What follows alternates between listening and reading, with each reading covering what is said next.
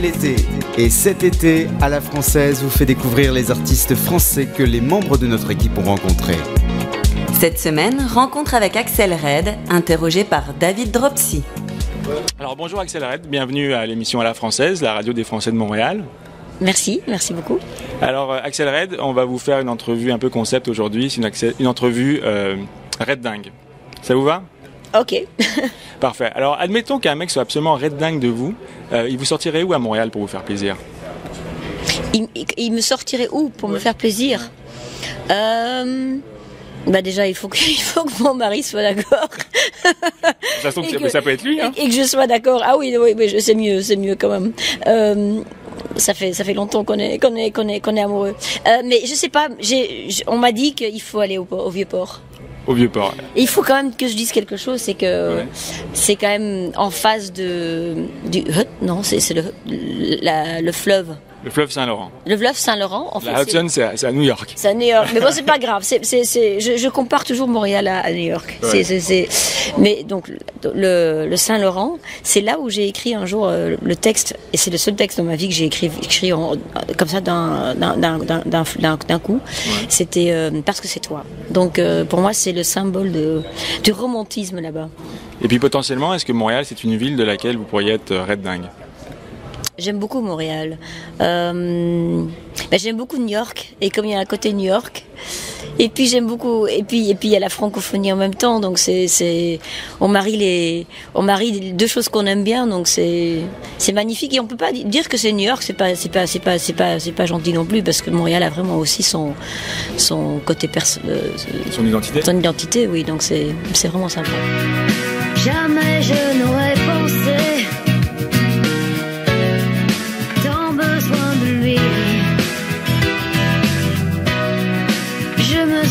Si envoûtée que ma maman me dit ralentir, plaisir ou amour, tu le sauras un jour. J'aime tes yeux, j'aime ton odeur, tes gestes en douceur, lentement dirigés sans sensualité. Stop un instant, j'aimerais. Les découvertes estivales à la Française. Avec la chanteuse Axel Red. Donc votre actualité, c'est un dernier album, Rouge Ardent. Est-ce que c'est l'album duquel vous êtes le plus red dingue ? Oui, il y en a d'autres. Je crois que... oui, pour moi c'est quand même mon meilleur album. Il y a des albums pour lesquels j'ai un grand faible, c'est Jardin Secret. Je trouvais il y avait des très belles mélodies là-dessus, des jolis textes. Il y avait À Tâtons reste aussi quand même un album pour lequel j'ai un grand faible. C'était le premier album enregistré à Nashville avec les musiciens de Memphis. Mais celui-ci, je dirais que c'est le plus complet. Pour moi, il y a pas d'erreur. C'est pas qu'il y avait des erreurs sur les autres, mais pour moi ils sont pas parfaits. Ah oui. J'ai perdu quelque chose en cours de route, ou bien il y a un titre qui aurait pas dû se trouver dessus, ou un qui aurait dû se trouver parce que parfois à la fin il faut toujours faire des choix. Et celui-ci j'étais plus maligne parce que j'avais aussi 16 titres enregistrés. Et j'ai fait la sélection avant d'écrire les paroles. D'accord. Parce que souvent en fait on est tenté de prendre parfois une chanson pour les paroles. D'accord. Parce que moi j'écris souvent en sorte de concept. Et donc il faut ce texte-là parce que sinon le concept n'existe pas. Et donc maintenant je me suis dit, je prends ces 10 là et il faut que je raconte toute l'histoire dans ces 10. D'accord. Et puis oui, donc je trouve que ma voix n'a jamais sonné aussi bien. Et puis comme en plus il mélange vraiment tous les ingrédients des albums précédents. Les autres, je dirais que c'était plus toujours c'est pas que je niais ce que j'avais fait, mais je mettais tellement des freins à ne pas. Je m'interdisais à faire ce que j'avais fait dans le passé, parce que j'avais tellement peur de me répéter. Ouais. Tandis qu'ici, je n'avais pas cette peur, et du coup, en fait, je me suis rendu compte qu'on ne se répète de toute façon jamais, mais on peut s'influencer de soi-même.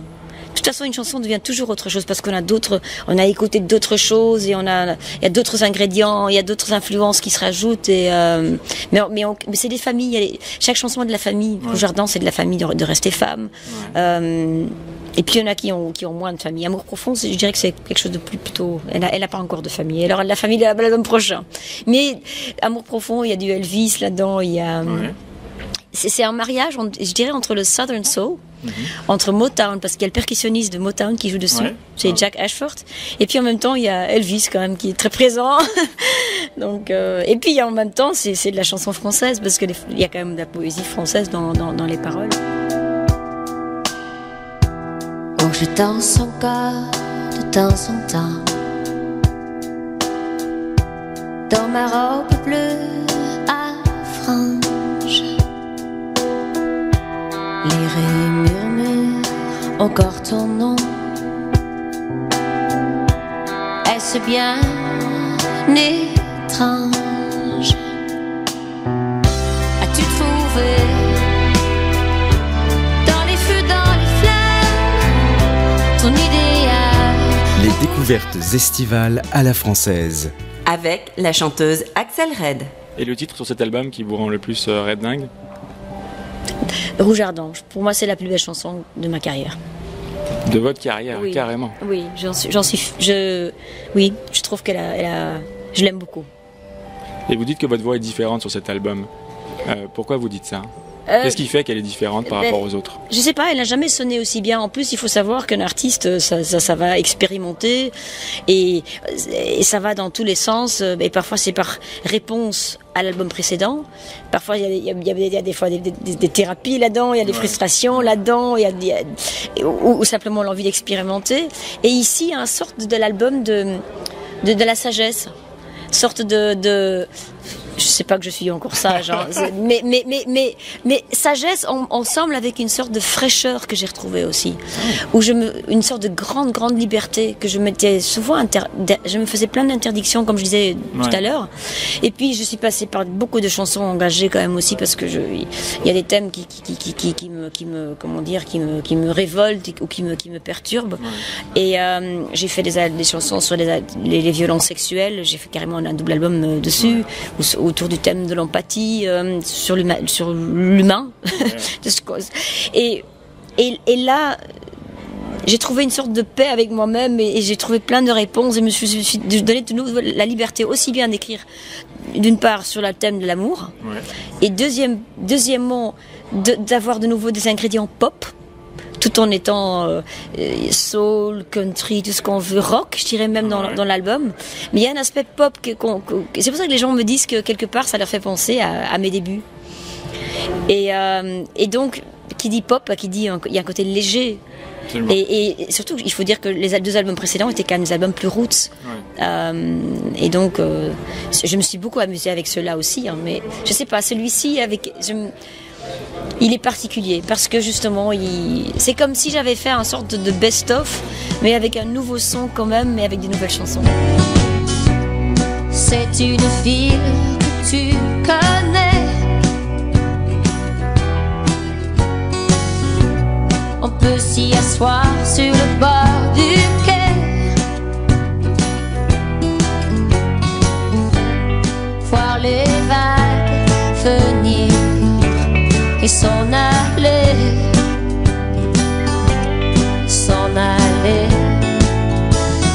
Les découvertes estivales à la française. Avec la chanteuse Axel Red. C'est dommage que les gens ne voient pas vos yeux, parce que c'est vrai que vous avez l'air vraiment red dingue de cet album, la façon dont vous en parlez, avec beaucoup de passion.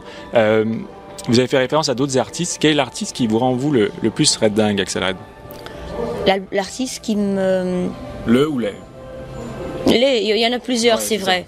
Mais je dirais que celui qui m'émue le plus, je pense que c'est Otis Redding. Okay. Il est émouvant, et parce qu'en même temps il y a cette force en lui, en même temps c'est avec sa voix il est émouvant, et il n'y a pas de hasard. Je me rends compte que les artistes qui m'émuent souvent c'était des bonnes personnes. Et j'ai beaucoup écrit là-dessus, parce que je trouve qu'aujourd'hui de nos jours on voit ça jamais comme une qualité. Quand on dit que quelqu'un est bon, c'est plutôt il est bon, c'est un con. Et même Elvis, il paraît qu'il avait vraiment un bon cœur, ce gars. Ouais. Et donc Otis. Et j'ai un grand faible pour Bill Withers. Je trouve que c'est à tous les niveaux, c'est un grand compositeur, c'est un grand musicien. Les paroles, j'aime beaucoup. J'aime beaucoup Jack White, artiste contemporain plutôt. J'ai un grand faible pour Carole King, que je trouve une excellente compositrice. C'est vraiment mon exemple, parce qu'en plus c'est une femme, elle écrit des très très bonnes paroles aussi. Et j'ai un grand faible pour Gérard Manset, pour les paroles de Gérard Manset. en France. Excellent. Et la dernière fois que vous êtes tombé red dingue de quelqu'un? La première fois que je suis tombée... La dernière fois que vous La êtes dernière tombé... fois? Oui, la dernière fois. Oh, mais c'est ce matin, c'est de mon homme, je crois. Ça va, il y a de la chance. Et puis, est-ce que la vie a toujours été red dingue pour vous? Oui. Oui, absolument. En fait, le mot raide, c'est pas un hasard. Je me rends compte. À l'époque, je me rendais pas compte parce que j'ai plutôt pas réfléchi. Quand j'ai choisi ce mot, j'avais les cheveux rouges, je me suis dit, bah, c'est sympa. Ouais. Mais en fait, plus j'y pense, plus... il y a aussi déjà eu, il y a des albums plus bleus aussi, hein. C'est sur un petit, cet album engagé, il était plus bleu que rouge. Mais dans tout ce que je fais, c'est jamais à moitié. C'est jamais pâle. C'est jamais un rouge pâle. Quand je faisais un rouge ardent. Oui, quand je faisais mes études, il fallait que je trouve ma conviction quelque part, et je voulais me prouver, que je pouvais aller jusqu'au bout de quelque chose. Et quand je fais des chansons, c'est vraiment, il y a le talent. Et il y a le métier qui vient, mais sincèrement, sans ce feu qui a en moi, j'arrive pas à terminer une chanson. Ça me donne des ailes, je me surpasse à cause de ça. J'ai l'impression que, oui, mais je suis pas la première à dire ça. Il y avait Tolstoï qui disait, il y a le talent et puis il y a le feu. Quelque part ailleurs, à l'autre bout de la terre, oublie-t-on les cœurs qu'on a laissés. Ces rires, ces chants dans le vent, demeurent ou meurent-ils au soleil levant? Et j'ai beau te les dire, ces mots pour te retenir, tu ne les entends pas. J'ai beau descendre en rue, crier mes vertus, le mal il restera. Le mal il restera. Les découvertes estivales à la française. Avec la chanteuse Axel Red. Et les moments dans votre vie les moins red dingues? Les moments dans ma vie qui sont moins dingues? Ouais. Oh, mais je passe par des moments moins dingues parce que je suis quelqu'un de très sensible. Pas vraiment sensible, je porte pas facilement pour moi-même, mais je suis aussi sensible aux autres. Et quand on est artiste, on sent les choses très fort. Ouais. Je suis quelqu'un de très empathique, Et donc du coup, j'ai des moments je suis pas quelqu'un de déprimé de nature parce que je suis née positive, mais j'ai des moments quand même de... Là, vous êtes très sensible. Oui, c'est ça, je veux dire...